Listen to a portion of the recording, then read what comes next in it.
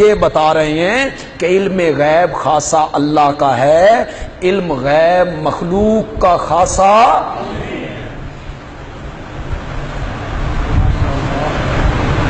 اگر نبی پاک عالم الغیب ہیں، وحی کی ضرورت؟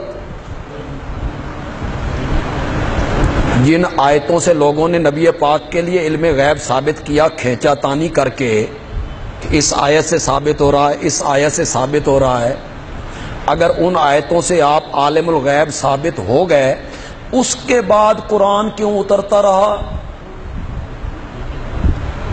اس کے بعد کیا ضرورت تھی قرآن کے اترنے کی؟ آپ کو تو سب چیزوں کا علم ہو گیا تھا۔ یہ کھینچا تانیاں ہیں۔ وضاحت کیا ہے؟ صاف بات کیا ہے؟ بالکل واضح بات کیا ہے جسے قرآن نے جگہ جگہ پہ بیان کیا؟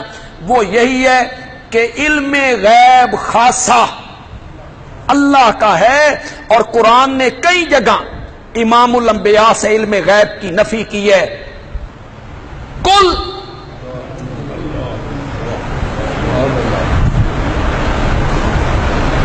یہ سورۃ انعام ہے،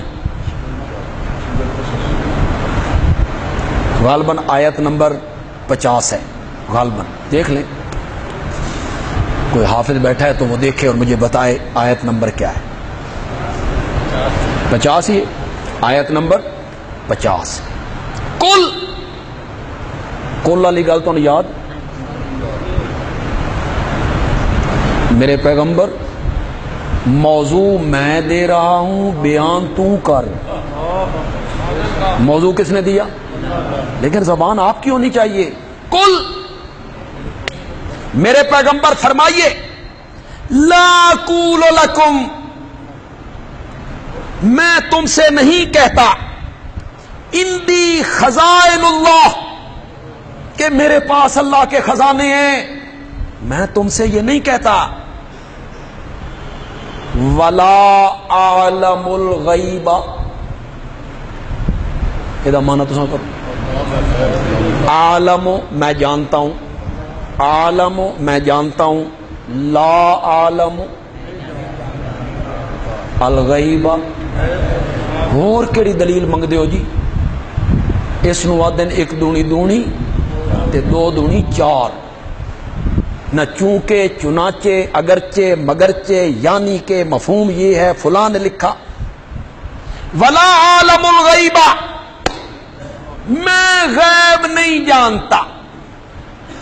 سورۃ انعام ہے، اس کی آیت نمبر کیا ہے؟ 50۔ سورۃ آراف ہے، اس کی آیت نمبر دیکھیں، غالباً 188 ہے یا صرف 88 ہے، دیکھیے ذرا۔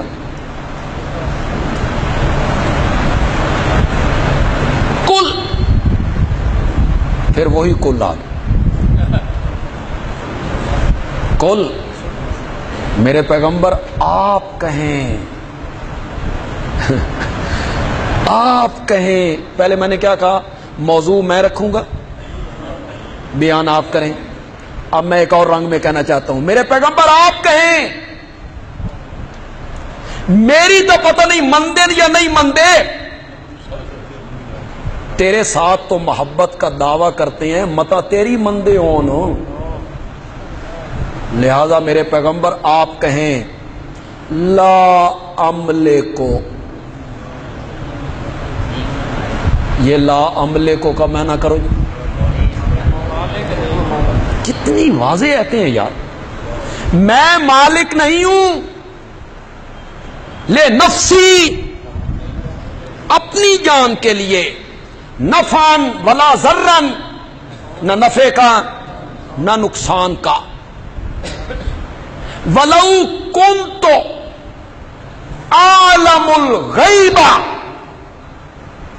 اگر میں غیب جانتا ہوتا، لستکثرت من الخیر، میں دنیا کی ساری بھلائیاں اکٹھی کر لیتا، وما مسنی السوء، اور مجھے زندگی میں کبھی کوئی تکلیف ہو۔ کتنی واضح آیت ہے، اگر میں غیب جانتا ہوتا۔ تو میں دنیا کی بھلائیاں اکٹھی کر لیتا، مجھے کبھی تکلیف ہو نہ پہنچتی، میرے دانت شہید نہ ہوتے، میرا سر زخمی نہ ہوتا، میں ایک گڑھے میں نہ گرتا، حضرت عائشہ پہ تہمت لگتی تو میں 1 مہینہ پریشان نہ ہوتا۔ 70 صحابی دھوکے سے مانگ کے لے گئے اور ایک ایک کو انہوں نے وہاں جا کے ذبح کر دیا۔ اگر میں غیب جانتا ہوتا تو میرے ساتھ یہ حادثہ پیش نہ آتا، خیبر میں مجھے زہر نہ دیا جاتا۔ جس یہودن عورت نے زہر دیا تھا، آپ نے ایک لقمہ کھا لیا، جی دوسرے لقمے پہ آ کے جبریل نے ہاتھ پکڑا، اور ایک روایت میں ہے کہ لقمہ بولا۔ ایک صحابی حضرت بشر وہ اس زہر کی وجہ سے شہید ہو گئے، اٹھاؤ حدیث کی کتابیں، ایک صحابی یہ زہر کھانے کی وجہ سے شہید ہوئے۔ میرے نبی پاک نے ایک لقمہ کھایا اور انتقال کے وقت آپ نے میری ماں سیدہ عائشہ صدیقہ رضی اللہ تعالی عنہا سے فرمایا، عائشہ ایسے لگتا ہے میرا جگر اندر سے کٹ رہا ہے، اور یہ اسی خیبر والے لقمے کا اثر ہے۔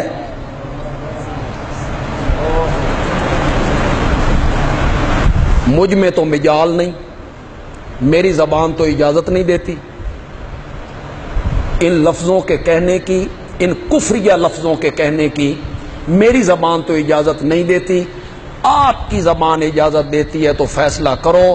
نبی پاک کو زہر کا پتہ تھا، جان بوجھ کے صحابہ کو کھلایا۔ تم کہہ سکتے ہو تو کہو، ہم اسے کفر سمجھ۔ یہ کتنے واقعات ہیں، میں ساری بھلائیاں اکٹھی کر لیتا اور مجھے کبھی کوئی تکلیف ہو نہ، کبھی کوئی مصیبت مجھے نہ پہنچتی۔